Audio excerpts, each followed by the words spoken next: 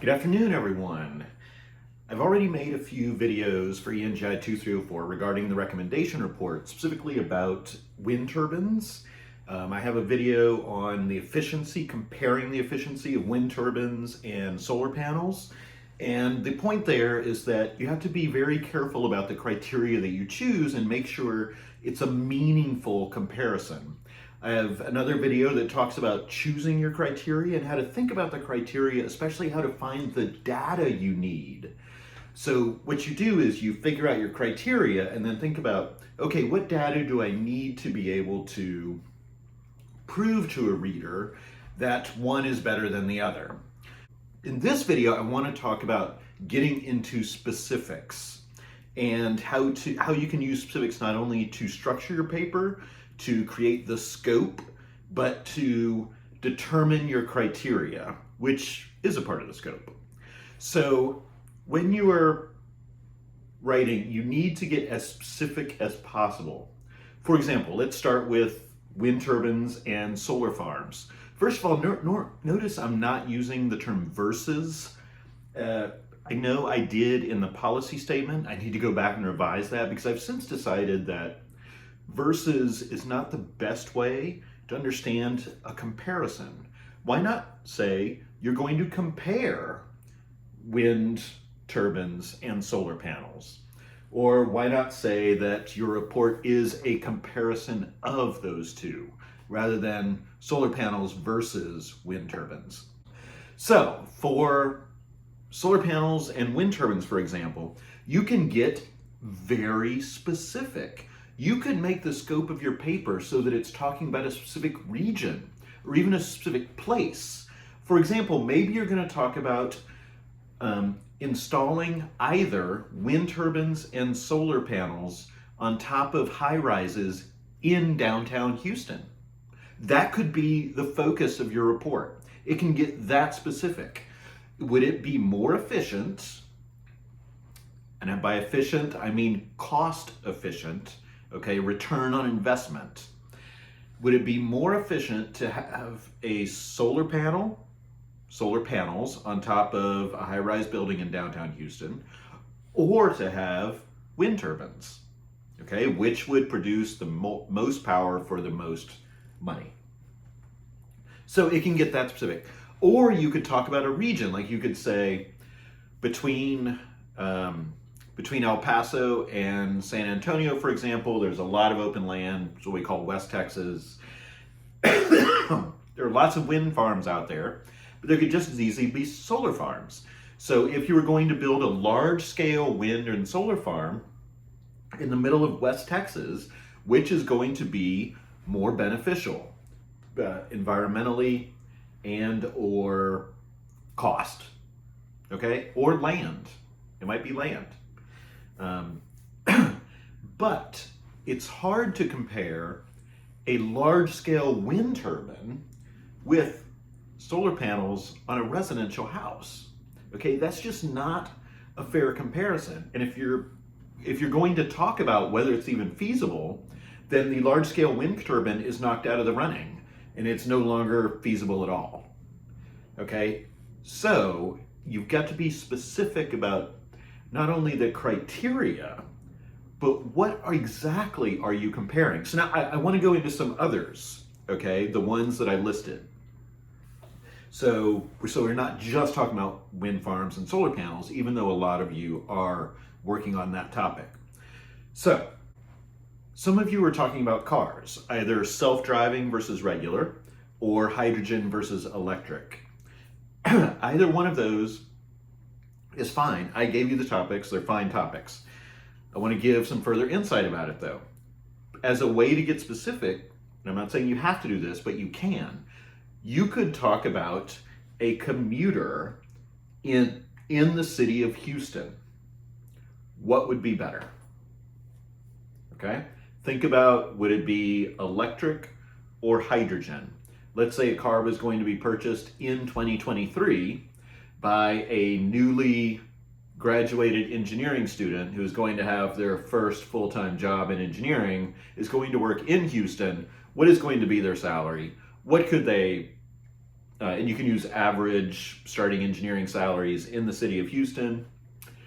Which are they going to be able to afford? And then which are they going to be able to fuel, right? Maybe we don't have hydrogen fueling stations here in Houston, so maybe that's not even an option. But you could compare it to being in LA, for example, where it could be an option. Or you could say right now it's not an option, but when hydrogen gets up to scale, which it is expected to by a certain date, then it would be an option. Okay, so you can get that specific. It can be about someone like you purchasing a car in Houston. In addition, when you're talking about hydrogen and electric vehicles, you can look at the well-to-wheel emissions, or you can look at the tank-to-wheel emissions. And what that means is the well-to-wheel would be the emissions from the extraction of whatever the fuel is to the use of it. Whereas tank to wheel would only be the use of it. So once it's in the fuel tank, what are the emissions of the vehicle itself?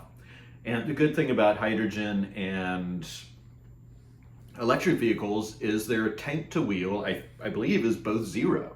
Okay, both of them have zero emissions at the point of use. The vehicle itself does not produce emissions. However, if you're looking at well-to-wheel, meaning from the extraction of whatever the material is to its final use, then for electric cars, you would have to talk about the mining of the lithium and cobalt, the extracting, the processes that they go through, what kind of emissions is that? If it uses electricity to do it, what kind of, how much electricity, and what about the use of that electricity and the emissions that the electricity use produces? The same with hydrogen. It takes energy to get hydrogen. Even though it's the most abundant element in the universe, it takes energy to get it. And let's say they're going to use water to get it. What is that process? How much energy is used, and how much emissions are used for that? Now, if you're going to talk about green hydrogen, which uses solar energy, for example, to remove the hydrogen to use, then you have zero emissions, right? Well, kind of. Does the production of solar panels require energy? Somehow you have to get down to the emissions that the solar panels created in their production, or the wind turbines. And the same when you're talking about solar panels and wind turbines. So it's really hard to talk about this topic of emissions in a well-to-wheel capacity. Maybe you only want to talk about it in tank-to-wheel, and then you say they're both equal. There is no one better. No one choice is better. And when you're talking about a person driving a hydrogen versus electric vehicle, you could take a Houston driver and the number of miles that they drive, a commuter in Houston, to work every day. Could an electric vehicle handle that? How often would it have to be charged? What would the cost be to charge it based on Houston electricity prices, etc.? For self-driving vehicles, you could do something similar. For self-driving vehicles, you could talk about in the city of Houston. And again, I'm not saying you have to, but it gives you a focus and it allows you to know what data you need. For self-driving vehicles, also, when you are discussing especially the safety rates, there's a tendency to say that 90-something% of all vehicle accidents are caused by human error. Therefore, if it's a computer making the decision, as in a self-driving vehicle, then that human error is eliminated, and you can eliminate 90% of all accidents. But does the data actually support that? I think you need to gather data. what are the accident rates of self-driving vehicles and what are the accident rates of regular vehicles? Now, there are a lot fewer self-driving vehicles on the road, and that's why you look at the rates. So it's the number of accidents, injuries, or fatalities, or combined, just make sure you're doing it for both choices, per vehicle on the road. Now, another consideration is what stage of self-driving vehicle you're talking about, because there are the different stages. And what we have on the road in Houston these days, I don't think is actually stage 5 self-driving vehicles. The Tesla that we're talking about is not allowed to be driven hands-free. Okay, there is no way to read a book while driving to work. The driver is supposed to have both hands on the wheel, even if they're not actually controlling the vehicle. Okay, and they're supposed to be watching the entire time. So, what stage vehicle are you talking about? Because a car that does parallel parking assist is a stage of self-driving. A car that will keep you in the lane when you start to veer over, that's a stage of self-driving. But that's not what we mean when we're talking about accident rates in self-driving vehicles. So you've got to be specific about that. And lastly, when it comes to biodegradable goods and plastics, traditional plastics, the point is especially to look at, or most of you are going to look at, environmental impact as well as cost. And that's kind of the idea. Often we're balancing, in all the decisions that we make, we're balancing the environmental impact versus the cost. Because we could do things that have almost no environmental impact, but they're so extravagantly expensive that we're not going to do it. Such as we can have a car that never has a fatality because we're all driving tanks and you can't get hurt inside a tank, right? But that's going to be prohibitively expensive and also very slow and not efficient, and etc. Okay, so when you're looking at cost and environmental impact, we know what it costs to make plastics. They're very cheap. Plastics are cheap. We also know the environmental impact of them. But if you're going to look at the total environmental impact, you want to look at both the production as well as the disposal. Okay, that's total environmental impact. Producing plastics from oil, right? It could be the extraction of the oil because they're made from petroleum products. And then disposing of them, which could be about recycling or about putting in landfills for types that can't be recycled. But with biodegradable goods, they're not as common. So we don't have a single biodegradable good. There's going to be some that are made out of one thing and then another that's made out of another thing.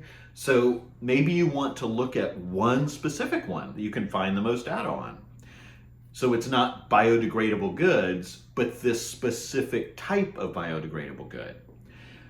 Or maybe you want to look at an average of 5 different products. Now, the other problem you're going to have is it may be difficult to find all the data you need. Maybe you're going to have to take averages. And what about scale? Plastics are produced on a huge scale, but these biodegradable goods are not yet because they're maybe not in mass production.